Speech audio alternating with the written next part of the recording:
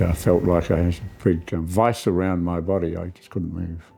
I didn't think that I could get Rob out of the boat by myself. Yeah, he was holding me up out of the water.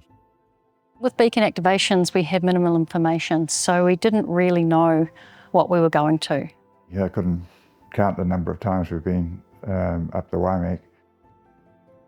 We hit a rock and that flung us round straight into a rock bluff. I figured out that Rob was in a pretty bad way. Boat was sinking. I was able to get round behind him and keep his head out of the water. I couldn't move and I could feel him behind me. And I thought, well, you know, he needs to get out of here. We're in serious trouble. But my head was that there was no way that I would have abandoned Rob. The best sound I've heard in my life was the sound of that helicopter coming up the river. Our first thought when we saw them was, this is bad. We were able to winch me down into the boat.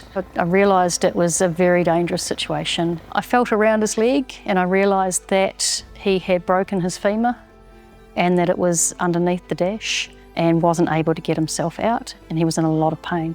And I remember her saying, this is going to hurt, but we've got to do it. The only way to get him out of that boat was going to be to try and free his leg. I felt her coming, you know, and saying she's putting the belt on me or something like that, and I'll get you out of here.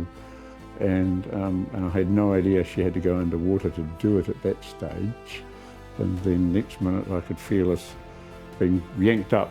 The way that we had to winch Rob out was to pull him out and back from the dash to pull him up. And all credit to Wayne and Grant, they did an incredible job to take the weight, pull him back and winch him up.